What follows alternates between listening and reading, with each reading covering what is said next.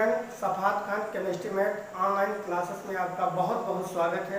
आज हम आपको क्लास 12 केमिस्ट्री चैप्टर 2 सॉल्यूशन के बारे में बताना है। यहाँ पर विसरण, हमारी जो हेडिंग है वो विसरण है। विसरण क्या है? शुद्ध विलायक और विलयन को एक दूसरे के सीधे संपर्क में रखने पर विलायक के अणु शुद्ध विलायक से विलयन की ओर तथा विलय के अणु विलयन से विलायक की ओर गति करते हैं, तो इस प्रकार की गति को कहा जाता है विसरण। आइए चित्र के माध्यम से यहाँ पर समझते हैं। यहाँ पर देखिए, ये जो आकृति आपको दिखाई पड़ रही है ये सभी क्या है? विलायक के अणु हैं। और ये जो डार्क टाइप का दिखाई पड़ रहा है ये सभी क्या है? विलयन में विलय के अणु हैं। तो जब शुद्ध विलायक और विलयन को एक दूसरे के सीधे संपर्क में रख दिया जाता है तो विलायक के अणु शुद्ध विलायक से विलयन की ओर और विलय के अणु विलयन से विलायक की ओर गति करते हैं। और ये जो गति है एक दूसरे के क्या होते हैं? विपरीत होते हैं। तो इस प्रकार की गति को कहा जाता है विसरण। परासरण, अब देखिए परासरण क्या है, ऑस्मोसिस क्या है। यहाँ पर चित्र में देखिए, यहाँ पर एक है विलायक, यहाँ पर विलायक है और आपका जो विलायक है वो तनु है। तनु का मतलब पतला, पतला विलयन यहाँ पर है। और यहाँ पर जो है, यहाँ पर आपका सांद्र विलयन है। सांद्र का मतलब होता है गाढ़ा और तनु का मतलब होता है पतला। तो इसमें जो विलायक भरा हुआ है वो पतला है और इसमें जो विलयन भरा हुआ है वो गाढ़ा है। तो यहाँ पर देखिए, विलायक के अणुओं का अर्धपारगम झिल्ली में होकर शुद्ध विलायक से विलयन की ओर या तनु विलयन से सांद्र विलयन की ओर स्वतः का मतलब अपने आप से प्रवाह को कहा जाता है परासरण। अब यहाँ पर देखिए, यहाँ पर जो आपको आकृति दिखाई पड़ रही है ये क्या है? ये विलायक के अणु है। और यहाँ पर जो डॉट टाइप का दिखाई पड़ रहा है ये कहलाता है विलयन में विलय के अणु। और यहाँ पर ये है सेमी परमेबल मेम्ब्रेन्स, जिसको कहा जाता है शॉर्ट में SPM, semi permeable membranes. Hindi में कहा जाता है अर्धपारगम झिल्ली। तो अर्धपारगम झिल्ली का काम क्या है? बीच में यहाँ पर अर्धपारगम झिल्ली क्यों लगाई गई? अर्धपारगम झिल्ली का मतलब होता है कि विलयन में से, क्योंकि विलयन में क्या होता है? विलायक के अणु होते हैं और विलय के अणु होते हैं। तो इस झिल्ली का काम क्या है? अर्धपारगम झिल्ली का काम क्या है कि विलयन में से विलायक के अणु को तो अपने में से होकर आने देती है परंतु विलय के अणुओं को रोक लेती है, तो उसे कहा जाता है अर्धपारगम झिल्ली। तो विलायक के अणुओं का, अब ये अर्धपारगम झिल्ली क्या होता है? ये हमारा तन विलयन है। विलयन में होता है विलायक के अणु और विलय के अणु होते हैं। तब यहाँ पर विलायक से शुद्ध विलायक के जो अणु होते हैं वह अर्धपारगम झिल्ली में होकर विलायक से विलयन की ओर गति करते हैं, अर्थात चले आते हैं। तो इसी को कहा जाता है परासरण। जब विलायक का अणु अर्धपारगम झिल्ली से होकर विलयन में स्वतः का मतलब अपने आप से आ जाता है तो इस प्रकार को कहा जाता है परासरण। तो विलायक के अणुओं का अर्धपारगम झिल्ली में होकर शुद्ध विलायक से विलयन की ओर या तन विलयन से सांद्र विलयन की ओर स्वतः प्रवाह को परासरण कहा जाता है। परासरण दाब, परासरण दाब क्या है? परासरण दाब ऑस्मोटिक प्रेशर है। परासरण के कारण विलायक के अणु अर्धपारगम झिल्ली से होकर विलयन में जाने लगते हैं, जिससे प्रवाह सूचक नली में जल का तल नीचे गिरने लगता है। प्रवाह सूचक नली में जल के तल को अपनी प्रारंभिक स्थिति में रखने के लिए पिस्टन पर लगाया गया अतिरिक्त दाब ही परासरण दाब कहलाता है। यहाँ पर एक फिगर बना हुआ है, फिगर के माध्यम से हम यहाँ पर समझते हैं। यहाँ पर एक यू आकार की नली है और इसमें अर्धपारगम्य झिल्ली द्वारा इसे दो भागों में बांट दिया गया है। पहले वाले भाग में विलायक है अर्थात जल और वो पतला विलयन है डाइल्यूट सॉल्यूशन, और इधर वाले भाग में चीनी का विलयन है और जो चीनी का विलयन है वो गाढ़ा है जिसे कहा जाता है सांद्र विलयन। सांद्र माने गाढ़ा, कंसंट्रेट सॉल्यूशन। अब इसमें परासरण के कारण विलायक के अणु अर्धपारगम्य झिल्ली से विलयन में जाने लगते हैं, क्योंकि परासरण के कारण ही विलायक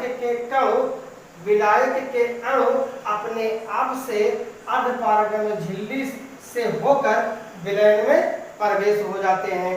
तो कहने का मतलब ये हुआ कि जब विलायक के अणु अर्धपारगम्य झिल्ली से होकर जब विलयन में जाने लगते हैं तब क्या होता है, जिससे प्रवाह सूचक नली, यहाँ पर एक लगा है प्रवाह सूचक नली फ्लो इंडिकेटर, जिससे प्रवाह सूचक नली में जल का तल नीचे गिरने लगता है। अब प्रवाह सूचक नली में जल का तल नीचे ना गिरे, ऐसा करने के लिए पिस्टन पर एक्सटर्नल प्रेशर लगाया जाता है, अतिरिक्त दाब लगाया जाता है, जिसे कहा जाता है परासरण दाब। अर्थात कहने का मतलब यह है कि परासरण के कारण विलायक के अणु अर्धपारगम्य झिल्ली से होकर विलयन में प्रवेश हो जाते हैं, विलयन में जाने लगते हैं, जिससे प्रवाह सूचक नली में जल का तल नीचे गिरने लगता है। अब ये प्रवाह सूचक नली से जल का तल नीचे ना गिरे, ऐसा करने के लिए पिस्टन पर अतिरिक्त दाब लगाया जाता है, जिसे कहा जाता है परासरण दाब। हेनरी का नियम, हेनरी का नियम क्या है? हेनरी के नियम में ताप जो होता है कांस्टेंट होता है, नियतांक होता है, स्थिर होता है। तो स्थिर ताप पर गैस का, कोई भी गैस होगा वो स्थिर ताप होना चाहिए। स्थिर ताप पर गैस का आंशिक दाब उस विलयन में गैस के मोल अंश के समानुपाती होता है। यह हेनरी का नियम है। अर्थात P इज प्रोपोर्शनल X, इसको बोलते हैं समानुपाती। तो स्थिर ताप पर, यहाँ से देखिए, स्थिर ताप पर गैस का, कोई भी गैस होगा, स्थिर ताप पर किसी भी गैस का आंशिक दाब उस विलयन में गैस के मोल अंश के समानुपाती होता है। P को कहते हैं आंशिक दाब, X को कहते हैं मोल अंश। तो आंशिक दाब मोल अंश के समानुपाती होता है। अर्थात ये हटेगा तो कांस्टेंट आ जाता है। अगर समानुपाती या व्युत्क्रमानुपाती हटता है तो बराबर लगता है और कोई न कोई कांस्टेंट आ जाता है। यहाँ पर जो कांस्टेंट आया है वो KH है। तो P को कहते हैं गैस का आंशिक दाब, KH को कहते हैं हेनरी स्थिरांक और X को कहा जाता है मोल अंश। इस प्रकार इसकी परिभाषा कंप्लीट हुई कि स्थिर ताप पर किसी गैस का आंशिक दाब उस विलयन में गैस के मोल अंश के समानुपाती होता है। यहाँ पर देखिए, आंशिक दाब P तथा मोल अंश के मध्य अगर ग्राफ बनाना है तो ये इस तरह का ग्राफ बनता है।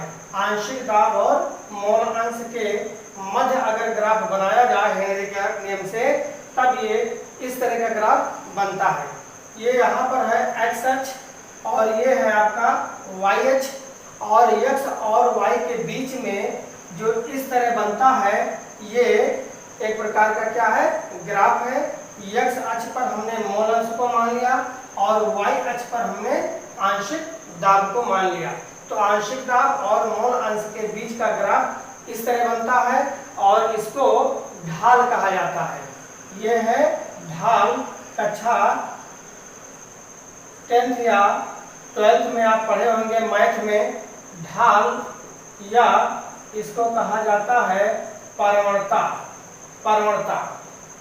परवणता को स्मॉल m से दिखाते हैं और इसका मान हमेशा गणित में बताया जाता है मैथ में कि स्मॉल m का मान हमेशा tan थीटा होता है और स्मॉल m को ही कहा जाता है परवणता। तो ये इसका कहा जाता है ढाल। तो अगर इसमें आंशिक दाब और मोल अंश के बीच में जो है ग्राफ बना है, यदि इसका हमें ढाल निकालना हो तो क्या होगा, तब ढाल या परवणता जो आएगा वो KH के क्या होगा, बराबर होगा।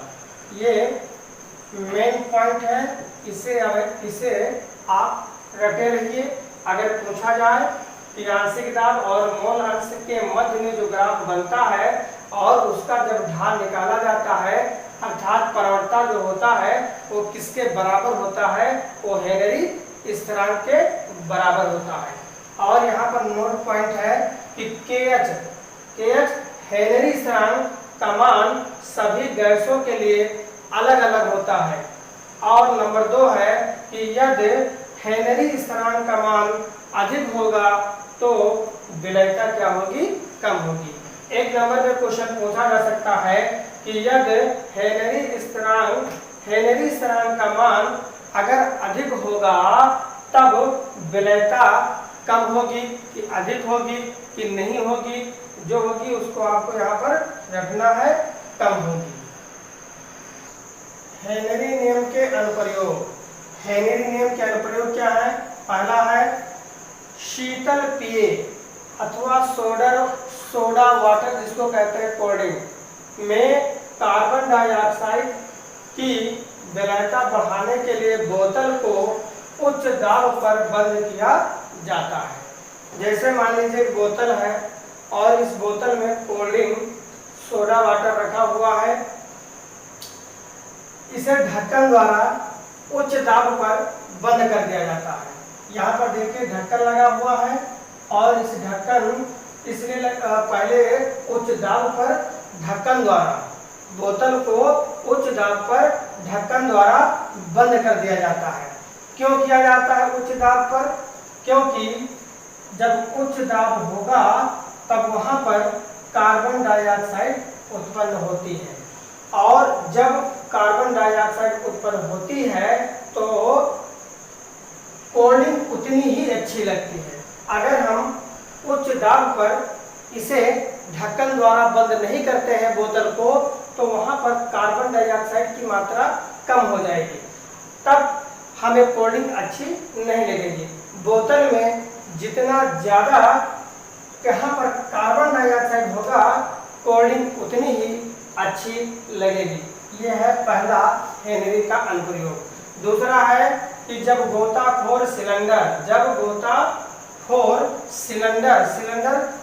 समुद्र में देखा होगा, समुद्र काफी गहरा होता है और जो गहरा जल होता है उसका दाब हमेशा क्या होता है, अधिक होता है। गहरे जल का दाब हमेशा अधिक होता है। तो यहाँ पर देखते हैं हेनरी का अनुप्रयोग चल रहा है।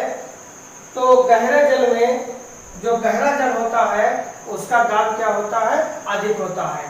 समुद्र में जब गोताखोर सिलेंडर बांधते हैं, अब चूंकि सिलेंडर जो पीठ पर बंधा होता है उसमें नाइट्रोजन और ऑक्सीजन गैस का मिश्रण होता है। तो जब गोताखोर सिलेंडर बांधकर समुद्र में जाता है और गहरा जल, समुद्र का जल क्या होता है, गहरा होता है, और समुद्र का अगर गहरा होता है तब उसमें दाब क्या होता है, अधिक होता है। फिजिक्स में आपने पढ़ा होगा कि P बराबर Hg, जिसे हमेशा गहरे जल का दाब अधिक होता है। तो जब गोताखोर सिलेंडर बांधकर समुद्र में जाता है तब घुलनशीलता रुधिर में अधिक होता है, परंतु जब वो बाहर आता है तो दाब कम हो जाता है, जिससे गैसों की घुलनशीलता कम हो जाती है और गैसों के बुलबुले बनने लगते हैं, जिससे शरीर में भयंकर क्या होता है, दर्द होता है। तो ये हेनरी के दो नियम। यहाँ पर देखिए है हेनरी नियम की सीमाएं। हेनरी नियम की क्या सीमाएं हैं? Limitation of Henry's law. पहला है गैस का दाब बहुत उच्च नहीं होना चाहिए। ये हेनरी की पहली सीमा है। सीमा यहाँ पर 3 सीमाएं हैं। गैस का दाब बहुत उच्च नहीं होना चाहिए, और नंबर 2 है ताप बहुत कम नहीं होना चाहिए। अब गैस का दाब बहुत उच्च नहीं होना चाहिए और ताप बहुत कम नहीं होना चाहिए, दूसरा है। तीसरा है विलायक में गैस की आणविक अवस्था में परिवर्तन नहीं होना चाहिए। तब अगर आपको हमारी वीडियो पसंद आई हो तो लाइक करें, शेयर करें, सब्सक्राइब करें। धन्यवाद।